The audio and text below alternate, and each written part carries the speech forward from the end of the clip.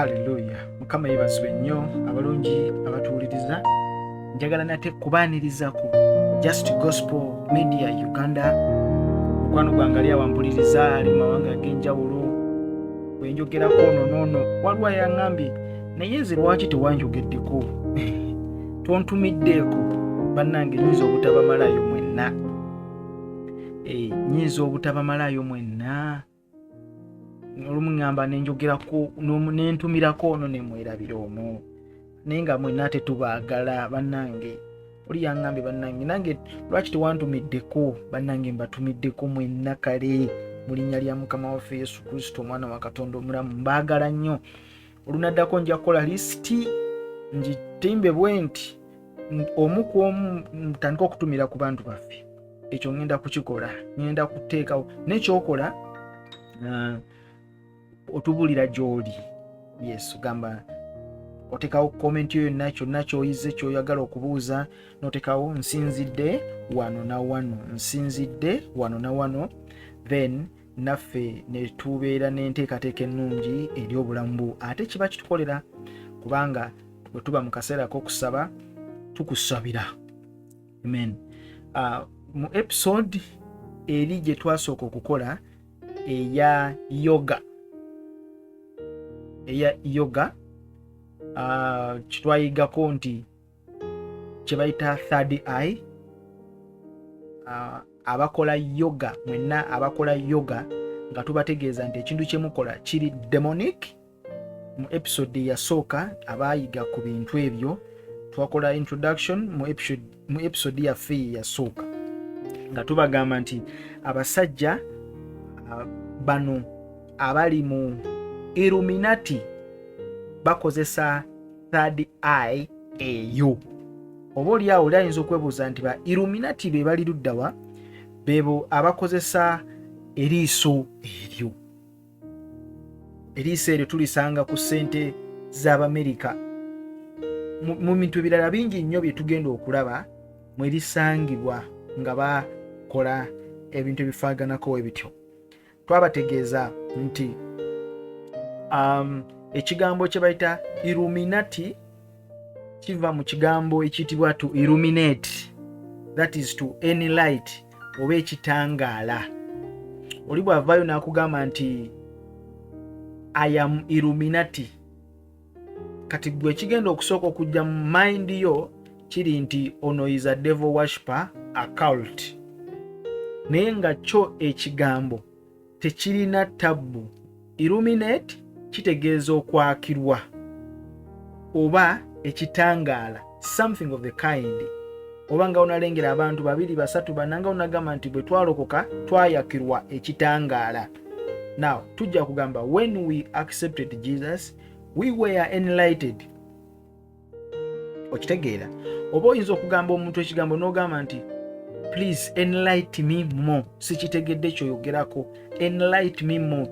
Ntangaazaako, yongera okututangaaza. Kati bw'omugamba nti yongera okututangaaza, obeera nga amugamba nti please illuminate us more. Kakati ye sitaani yakibba nga bw'onaagamba nti tosobola kuyita mwana wo Lucifer. Lucifer linnya ddungi. Lucifer linnya sibbi.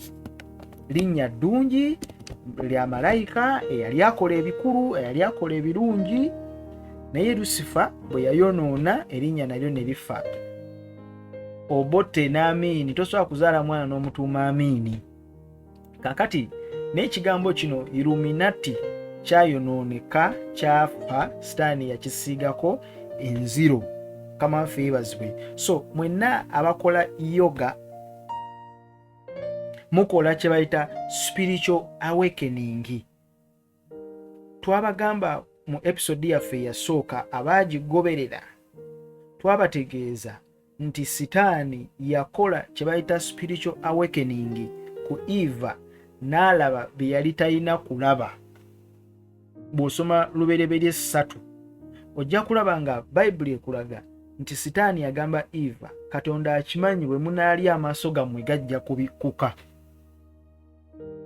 Now amaaso gammwe gajja kubikkuka bwe yayogera ekintu ekyo Eva n'ayagala alye.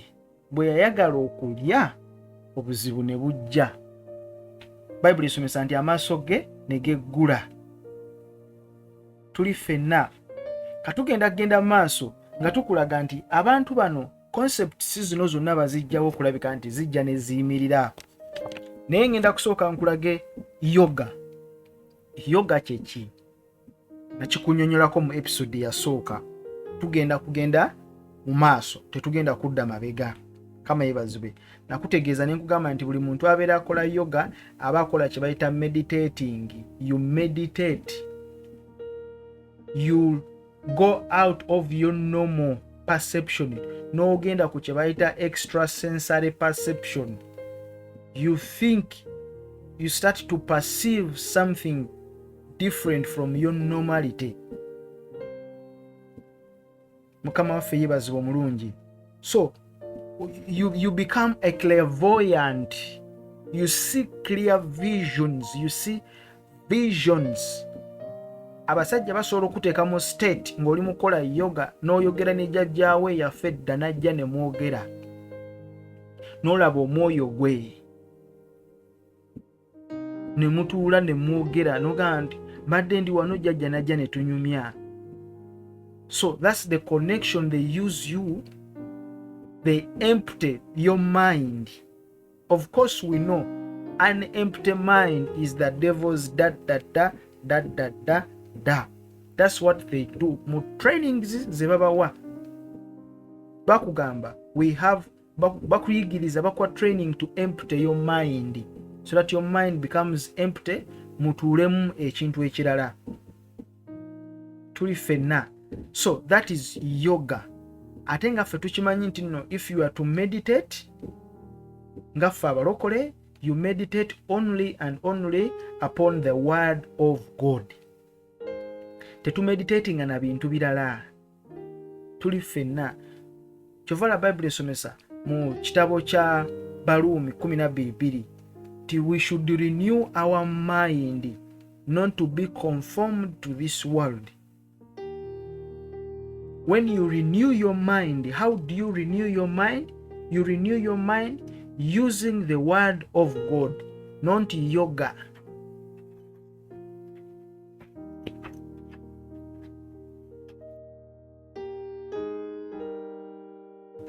Wewava tabu. How do you meditate? Kati bo bajja kulaga nti you have to meditate using the third eye, and that is yoga. Kati bo bakitwala nti obeera oli siya, kitwale bwentyo, obeera oli siya, obeera olaba, obeera mulabi, oba obeera nabbi. Kati bo bwekityo bakitwala. Naye ate era nga balina balinayo trainings zaabwe z'amaanyi ze batwalamu abantu ne bayiga ebintu ebyo. Okugeza mu Bahindu olwo kye tuyita Hinduism niwona kye bayita Buddhism. Kati Abahindu mu Hinduism balinayo era ekyo kye bayita third eye. Kati position yakyo ngenda kulaga weeriri positioned.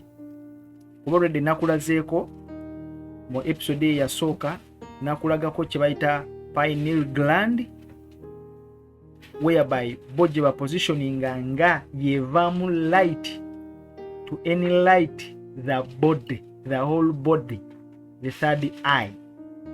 Eraba to the high sensory perception.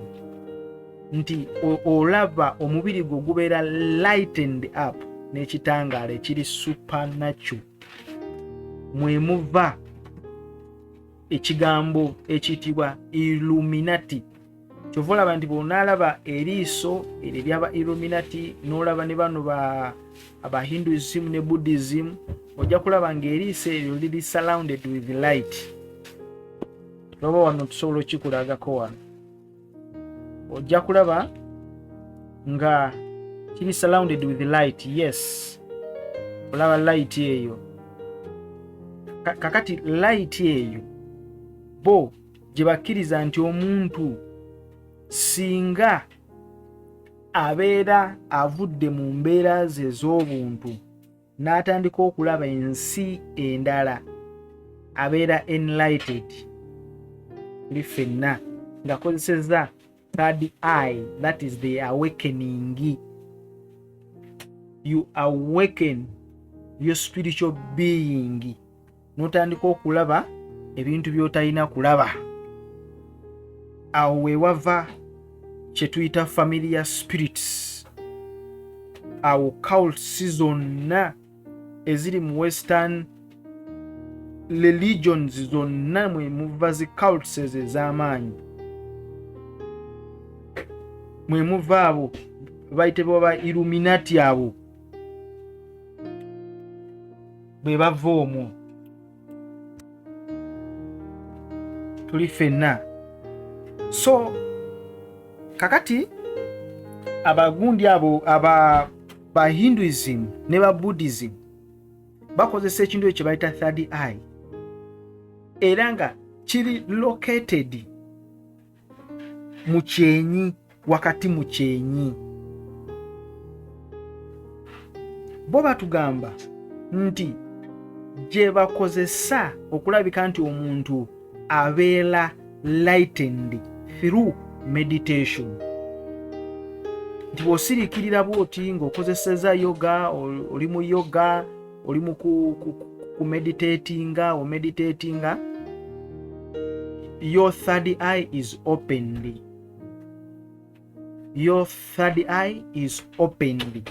Bw'ebeera opened, otandika okulaba, you become more conscious, nti otandika okubeera nga olinga Katonda, olaba ebiri ewala. Nga Eva kye baamukola, bwe mujjukidde mu Lubereberye 3, sitaani yamugamba nti bwe munaakola bw'oti ojja kubeera nga Katonda. Sitaani yagamba Eva nti bwe munaalya ekibala kino amaaso gammwe gajja kweggula. So Eva naye n'alya ekibala. Bayibuli etulaga nti Eva bwe yamala okulya ekibala, amaaso ge bassebo ne bannyabo ne geggula. Ekibuuzo, Eva yali muzibe before or not? Eva teyali muzibe, naye Eva yayaka okulaba bye yali talina kulaba. Kye nabategeezezza ne mbagamba nti emyoyo gyonna egy'obunnabbi obw'obulimba, kubanga Bayibuli etusomesa tukemenga emyoyo, si buli mwoyo oguva, si buli mwoyo ogujja nga gwogera Yesu nti ogwo guva eri Katonda. We have to test those spirits, bassebo ne bannyabo. Tuli ffenna. So kakati ojja bawulira nga balanga prophetic services mujje tubalagule, tuzze n'ekigambo kyammwe eky'obunnabbi, tuzze kubalagulako. Waliwo ekiyitibwa proclaim and declare. You decree and declare. You decree. That is not prophetic. That is raising your faith to believe something to happen. You declare and you decree. But prophetic, it must be from God. No doubt. Kakati Katonda tasobola kukwata bantu 1,000 n'akuyita ove Nigeria ogende e Uganda, oba ove Uganda ogende e Kenya ng'otutte ekigambo kya bunnabbi nga ky'abantu 1,000 oba bantu 1,000. Bwe kiba nga kyawamu nti Mukama aleese ekigambo kya kanisa eno, kiri generally yes. Naye bwe kiba nti mujje mwenna mujje, Mukama buli omu amuwadde ekigambo kye eky'obunnabbi nkirina. Then we have a question on that, because gino emyoyo gya familia gye tuyita familiar spirits gyakola dda kuva ku lubereberye, and they are now working. So now they use what we call the third eye okulabika nti nno generatinga mind yo. Nakutegeeza nenkugamba nti ekigambo ekiyitibwa enlightenment oba enlightened mwe muva ekigambo ekiyitibwa illuminati oba illuminati enlightenment, byonna bye bimu. Kakati mwenna abakola yoga mu followinga under what we call the Illuminati system, because you enlight your inner being through meditation, and meditating not upon the word of God, but you meditate after being emptied in your mind. You make your mind empty, kubanga wabeerawo ba yoga guru abagenda okubateekateeka nga bwe banaakuteekateeka mu saavisi, nabo babateekateeka bassebo ne bannyabo, so that your mind is empty. Njagala nkujjukize nti Bayibuli yo eba etulaga ekigambo meditating, tetulaga to empty our mind nga bano bo bwe bakola. Buli muntu yenna akola yoga, they have to empty your mind by making sure nti mind eri clear. Omusomesa abeera wali mu maaso, mind ngeri clear, temuli mu kantu konna. Naye ffe we meditate upon the word of God, nothing else. Kati mu Bahindu balina kye bayita tilaka. Tilaka kabentyawo kabeera ka sign, ngenda kusaba producer akakulage, kabeera wakati wa bisige, kakakunoonyeze, kabeera wansi wakati wa bisige, kali presenting the third eye. Okugeza nga Lord Shiva naye akalina. Lord Shiva be bamu bakatonda b'Abayindi. Kakakunoonyeze wano okalabe. Aha, kaako kati olaba omusajja oyo alina akantu ka red wakati mu kyenyi. Kati akantu ka red ako kabeera kategeeza nti I belong to a certain family whereby we use the third eye to see. Kama yibazwe, we use the third eye to see. Kakati abo babeera bafollowinga katonda waabwe gwe bayita Lord Shiva, oba amanyikiddwa nga Mahadeva. Oyo Lord Shiva ye katonda waabwe, yakyasinze ndowooza gwe twandiyise greatest mu bo, ye great mu bakatonda baabwe, ye great. Kubanga nabo Hinduism balina deities, balina bakatonda. Mukama yebazibwe. Kakati oyo Lord Shiva yalinganga supreme being in Shaivism, in Shivaism. Kati yalinganga supreme waabwe. Kati buli ateeka akantu ako mu kyenyi abeera akulaga nti nze I present the third eye of Lord Shiva. Tuli fenna aba Buddhists nabo bakirina. Kati when they are doing this, they have trainings. Omuntu oyo kulabika nti meditatinga ku Lord Shiva. That is yoga. Chovolaba classes za yoga boba zirina. gwokanya kwoza mbu kugolola mikono kuisirikirira meditatinga kunyola mikono n'oginyola mu bbanga n'okola byokola nabagamba mukoppa ebintu bye mutamanyi. Kati ako ke bayita tilaka, era buli olengera omuyindi yenna ng'akalina mu kyenyi omanya nti oyo katonda we ye Lord Shiva. Be basinga obungi.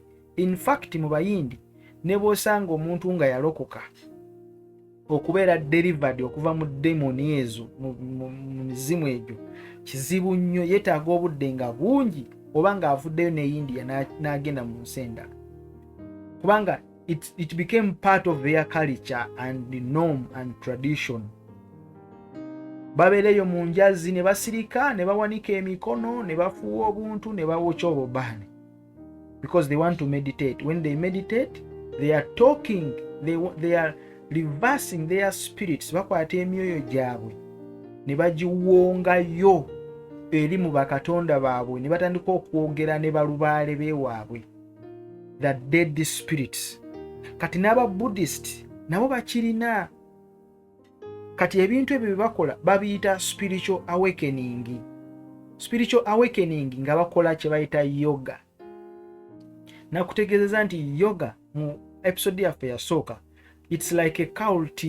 Kyo kiringa nga cult eri awo, kibuna mu nsi bakitambuza butambuza ng'ababuulira enjiri. Kati aba Buddhist nabo regarding third eye nga nkitwale ntya, the eye of consciousness, nti eriiso eryo likozesa okulaba ebintu ebitali bya bulijjo mu nsi eri spiritual. Era bo bakugamba nti still nabo era aba Buddhism n'aba Hinduism balina knowledge yemu ku kintu ekyo ne idea yemu ku kintu ekyo, presenting the point of enlightenment beyond one physical sight. Kakati physical sight yeno ogisukkuluma ne bakusindika mu sight endala erimu okwaka oba erimu ekitangaala kye bayita enlightenment. Nakutegeeza ne nkugamba nti ne sitaani naye kitangaala. Gwe bw'ogamba nti bwamukizikiza kituufu, naye ayina naye ekitangaala ssebo kyatuulamu ekikye. Oba kyamukizikiza tewali kumanya, naye kitangaala. Tetwagala kumanya kitangaala naye ku sayidi ye. Kakati buli olengera abantu nga bakola kye bayita yoga, babeera bali mu ku contactinga ne spirits eziri familiar with the spirit of God, naye nga balina demonic spiritual awakening zibali mu kukola. Babeera baagala ku enlightinga their mind. We call it to illuminate. Mwe muva ba illuminati. Kyovulaba nakulazeeko n'enkulaga eriiso ly'aba illuminati eriri mu ddoola liiryo. Eriiso eryo liraba nga waliwo ekitangaala ekiryetoolodde. Kati bo bakkiriza nti ekitangaala ekyo ekyetooloddewo awo gwe musana ogukwakira ng'oli mu kulaba ensi eri endala, kye twandiise clairvoyance. You become clairvoyant. Nabanyonyola ne mbagamba ekigambo clairvoyance kiri mu lulimi lu French naye nabo bakikozesa. Kirimu ebigambo bibiri, clear and voyance, whereby clear itself, it is clear, ekintu ekiri clear kinyonyola oti ekyo. Voyance, it is a vision. Kakati bo bakkiriza nti when we awaken your third eye ne tujja activating, you are going to be enlightened. Other words, you are going to be illuminated. Oyakirwe olabe ensi gy'obadde tomanyi. That is by making what we call yoga. Kati akantu kolaba akali mu mutwe ako we wali position ya pineal gland. Pineal gland bo gye bagamba nti yeye eriko connection ya third eye yonna kubanga eri positioned mu kyenyi.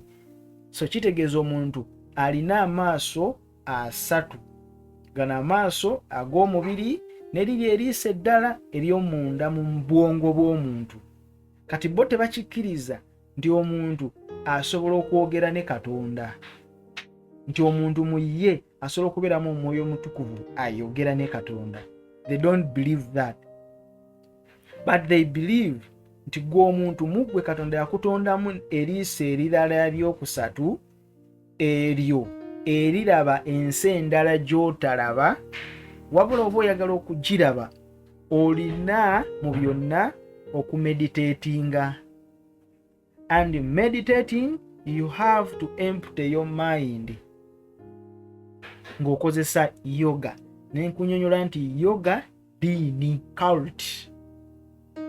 Kakati bo, the way they meditate, it is not the way we meditate. Feno, we meditate nga tumaze kusoma kigambo kya Katonda. Yesu essula esooka 8 ne Zabuli essula esooka olunyiriri lwokusatu. Mukama waffe yeebazibwe. Kakati ffe, that's how we meditate upon the word of God. We meditate using the word of God, and we renew our mind not to be conformed to the waves of this world, because we don't relate to the pattern of the world. Kakati bo kyebakola, they use that to awaken your inner spirit nga bakozesa yoga. Kati mwenna ababadde bakola yoga, it is not just yoga as you think, but it is something they are doing to awaken your inner being. Oyogere ne bakatonda abalala. Of course tugenda kulaba bakatonda bangi nnyo abakozesa third eye. Era tugenda kulaga mu maaso awo gye tulaga third eye bagijjawa mu Bayibuli. How ebyawandiikibwa bino ngeri gye babivuunulamu ekifuula nenge ne basimba kye bayita third eye. Nakunyonyodde ne nkugamba nti whenever, ne bino abalokole babikola, whenever you want to see beyond Katonda by'atayagala olabe oyonoona. Eva yayagala alabe we yali alina okukoma. Katonda waabanga akubikulira ku ky'olina okulaba alina waakoma, si buli kimu nti akikulaga. Naye gwe buli woyagala ennyo olabe, buli woyagala ennyo, prophesy man of God, prophesy. Najja n'akugamba, can I prophesy? Yes, man of God. Nojja ne mu maaso ge n'okaaba amaziga. Yes, man of God. Mukama ayogera kyeri obulamu bwange bambi. Yogerako nange. You know? Awo otandika okwagala okwesembereza kye bayita familiar spirits. Mukama yeebazibwe nnyo. So, kino ekintu kino kiwanvu nnyo, kyatambula dda. Mu Bachina waliwo kye bayita Taoism. Taoism nabo bakirina. Bachina bangi nnyo mu cults z'Abachina nyingi nnyo abalina ekintu kino ekya Taoism naye ekozesa third eye. Mu Bajapani bo ate bakita Zen, Zen, nabo bakozesa third eye. Third eye gye nakugambye eyo organ eri mu bwongo bw'omuntu eyitibwa pineal gland. It is just an organ of the body. Nga bonalaba ennyindo n'eriiso, nga bonalaba medulla oblongata. Kati bo olw'ensonga nti eri position between amaaso abiri. Kati they believe waliwo ekyawandiikibwa kiri mu Bayibuli omwo munda, tujja kukiraba mu maaso, kye bayimiriramu ne bagamba ne kino tukikakasizza third eye yino. Naye ne webeera nga yeyo, the way they meditate, it's not biblical. It is not the way the Bible says we should meditate. they are using yoga, whereby yoga, they are meditating with an empty mind. That's what they do. They train you to empty your mind. And we all know an empty mind is the devil, Kati when we are meditating upon the word of God, we read. When we are meditating, we should read the word of God. So kakati, third eye, it is a training they give you. It involves focusing, or focusing, or meditating. Otunula wakati wobukowekowe bwobu, kale tetugenda kubyogera bingi kubanga sandyagadde kulaga bakikola batya. Nenne wembeera wano nenkusomesa nenkubulira nti kati kola bwoti wotudde awo osobola okukikola, ne weeraba nga tokyaliwo, ne weeraba nga ogenze mu nsi endala, n'otandika okulaba emyoyo egiriyo, n'otandika okulaba by'otalina kulaba, n'olaba ekitangaala ekirala. Kyekyo ekitangaala kya sitaani. Kubanga babasomesa okutuula mu postures ez'enjawulo, ne postures ezo ez'enjawulo zibatuulamu ziri connected to the spine of your body. Spine of your body eri connected to the pineal gland. Kubanga wakati awo mu spinal cord waliwo kye bayita chakra. Chakra lulimi lwa Bayindi kiringa nga kitwandise senses. Sense 1, 2, 3, 4, 5, 6. Kati buli chakra eyina kyekiikirira. Waliwo chakra ey'okwagala, waliwo chakra eya feelings. Bajja bazipositioninga with different colors. So kati mwe batandika okusitulira ebintu ebyenjawulo mu bulamu bwo.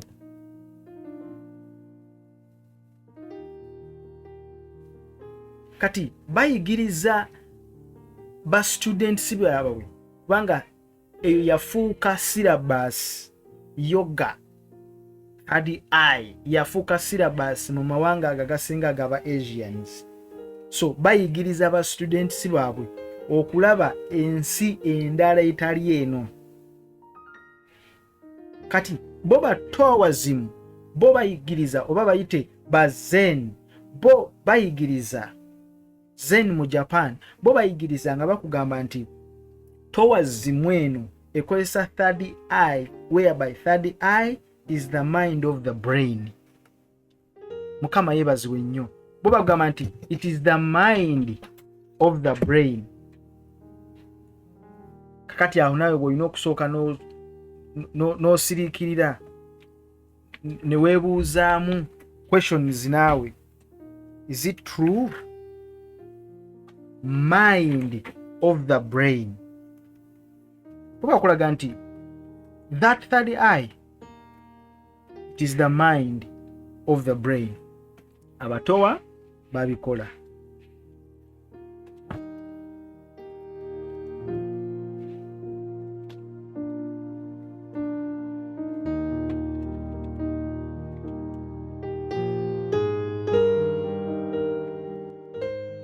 Kakati tebakoma okwo ne bakkiriza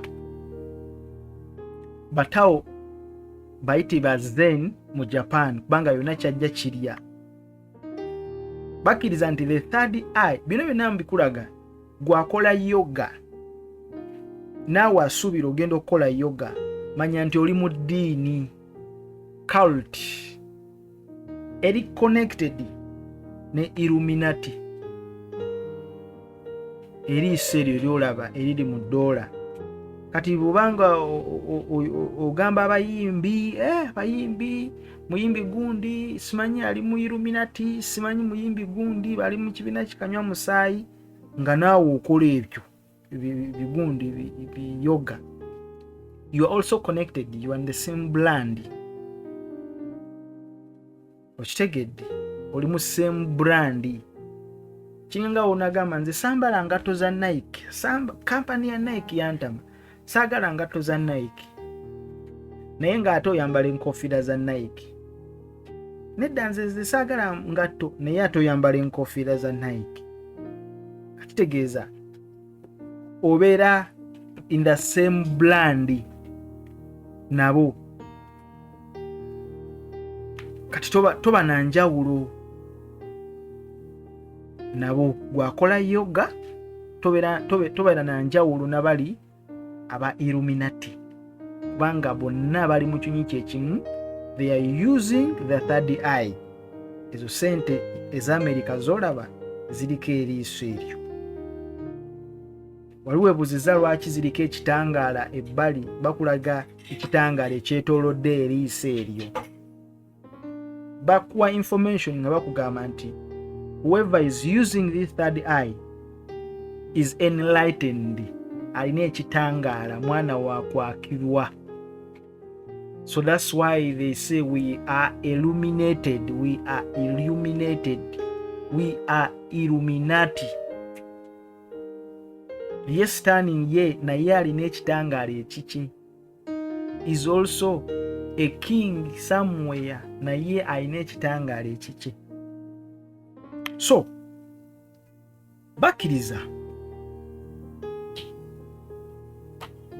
nti mu mubiri gw'omuntu, nga bwe nakunyonyoddeko emabegakaawo, mu mubiri gw'omuntu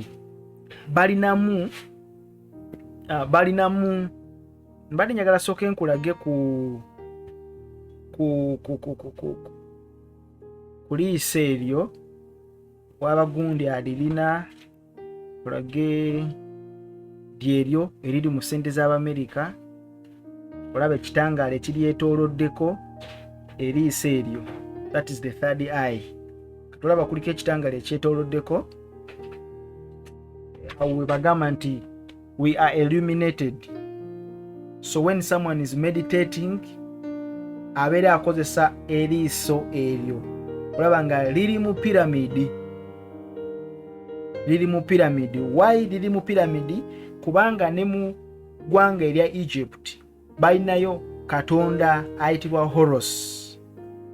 Horus naye akozesa eriiso eryo.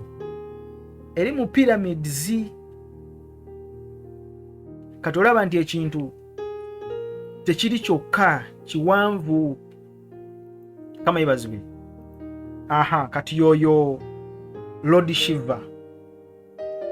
Lord Shiva yoyo akulaga nti mukyenyi waliwo, otunula wali mukyenyi, njagala nkufuna ekifaananyi ekirala ekirikirya.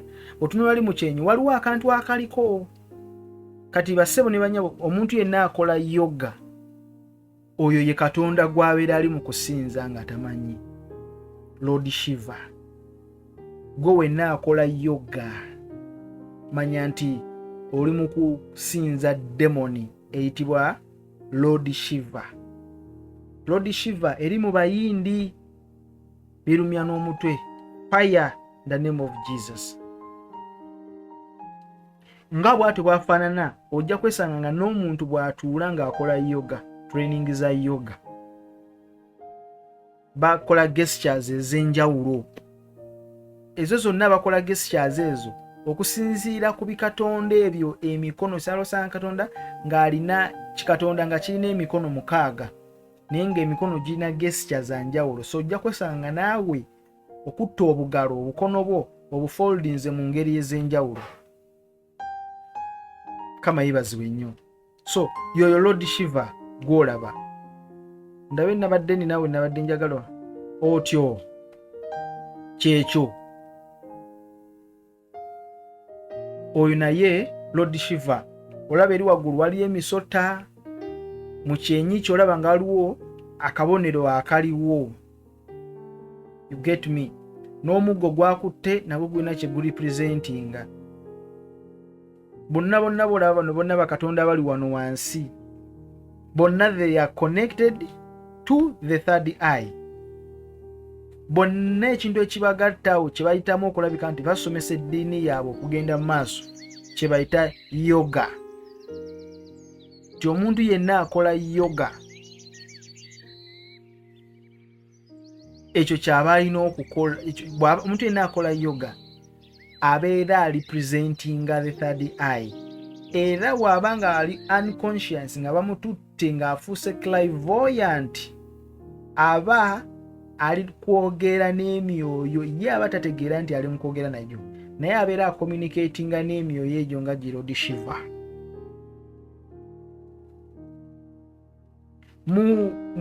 Mugundi mu ba Egypt balinayo gwegambye bano katono nnyo bano abatowazimu ne bano abayindi bano aba Hinduism bakkiriza nti the third eye eri located mu mubiri nga we nagambye nti pineal gland eri connected to the spinal cord. Kati spinal cord eyo bajja bagidividingamu chakras mukaaga nga bona agamba nti nkiyite senses mukaaga. Kale tukitwalibwe tutyo senses mukaaga oba spirits mukaaga. Kati bajja bazidividingamu owokwagala chakra wokwagala chakra wa kino chakra wa kino chakra wa sexy ne bamuteekamu bingi nnyo. Mukama yebazibwe. Naye bakulaga nti main energy oba main chakra mu mubiri gw'omuntu eri 6. It's a 6 chakra. Kati bino byonna ojjanga obigattagattamu, it is a full total demonic worship. Mwe mwenna abakola zi yoga basebo ne bannyabo muli mu kukituyita demonic worship. Olw'ensonga nti you meditate on something you don't know. Nga olaba bwe bakoze be batudde ne bali ba Lord Shiva nabo we batuula nga bali mu kumeditatinga. Buli w'otuula no meditatinga bwotyo nga toli mu kumeditatinga ng'okozesa kigambo kya Katonda, obeera omeditatinga na sitaani, kubanga bakugamba nti empty mind is the devil's da. Eri gy'okwata akasero n'ogenda n'osuubula akitegedde. Kati mind ye ebeera egenda kujjulamu buseegu busiru. Gwe muli gw'obeera olowooza nti oli mu mirembe n'oyala n'akakeeka n'okola ne training n'owanika buli kyokola kyonna manya you are practicing to open up your third eye. You are practicing to see the unseen world. Katonda gy'atayagala olabe. Sitaani kyagamba Eva nti Katonda akimanyi bwe munaalya mugenda kulaba, mugenda kumanya obulungi n'obubi, mubeere nga ye. Era Sitaani yabagamba nti akubanga amaaso gammwe geggadde naye munaalya amaaso gammwe gajja kweggula, abakuba akalimi. At the end of the day Eva naalya. Bayibuli esomesa nti amaaso ge ne gazibuka. Awo yatandika okutegeerera nti bali bwereere ng'atutte ne mubaawe naye naalya. So kino kiri demonic. Nti olaba mu nsi gy'otalina kulabamu. Si buli kimu nti Katonda ayagala akikulaga omanye ekigenda mu maaso. Naye ne waba akubikulira mu nsi ey'omu mwoyo takulaga byonna, akubikulirako katono. Ate ffe when we are meditating nga tumeditatinga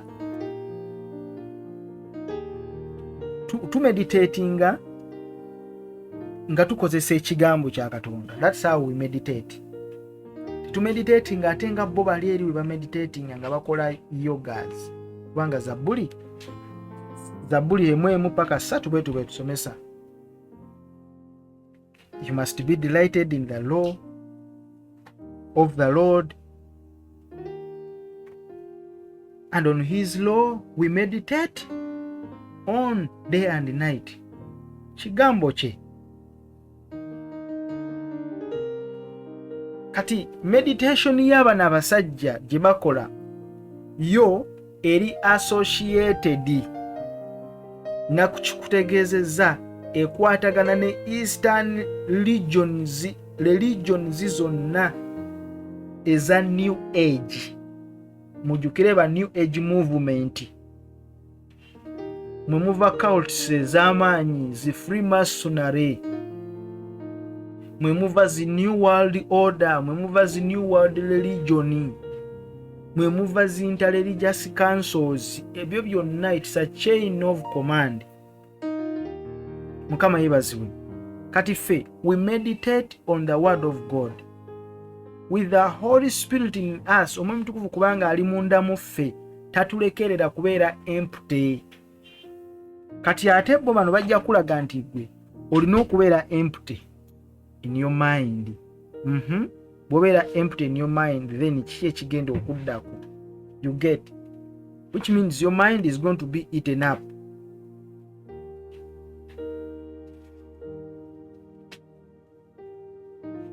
Tuli ffenna.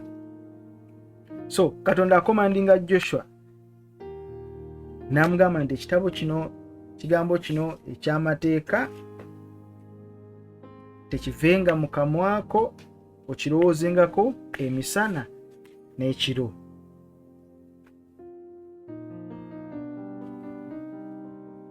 That is when mind yo webeera protected nga teri corrupted.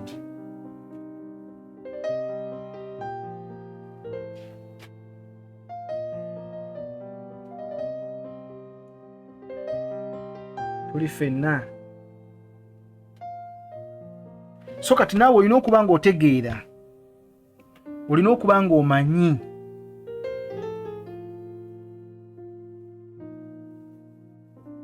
Olina okuba nga omanyi.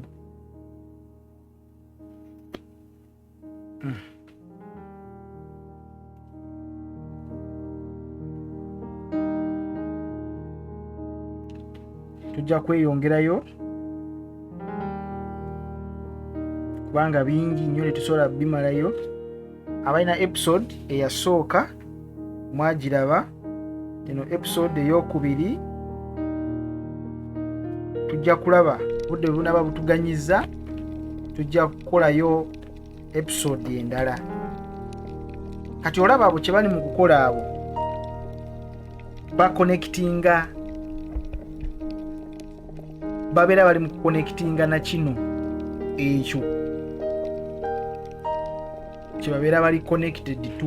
Kati ekyo mwenna buli muntu yenna alaba ekyo, ne waba yazaaliddwa jjo tayinza kubuusabuusa gye kiva.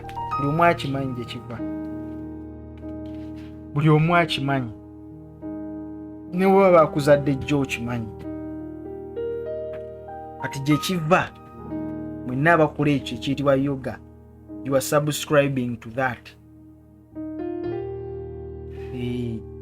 Kati yo kyolina omanya nti yoga diini y'abali abasajja mwe bayita okusomesa abantu, nga onagamba nti gwe oli mukatuliki, ono musiraamu, ono bw'ati ono bw'ati. Temutuula mu kyaki ne babasomesa ne babayigiriza okukola ebintu ebyo. So that is the same way, that's the same thing. Bakozesa ebintu ebyo okulabika nti nno babayingiza mu bintu byabwe. Kama yebazibwe nnyo. So n'olwero tugenda kukoma wano, tetugenda kweyongerayo olw'ensonga y'akadde.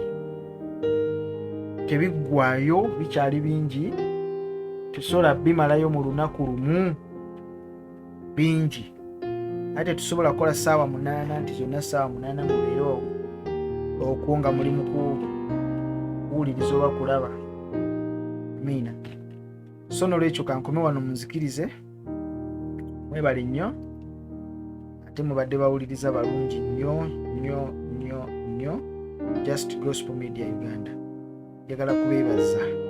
Tukyeyongerayo, tukyakkiriza Katonda, byonna by'anaaba akkiriza tukole tujja bikola n'okwogera.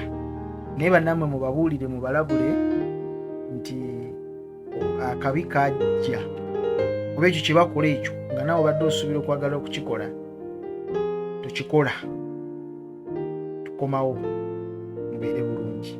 Kusabidde.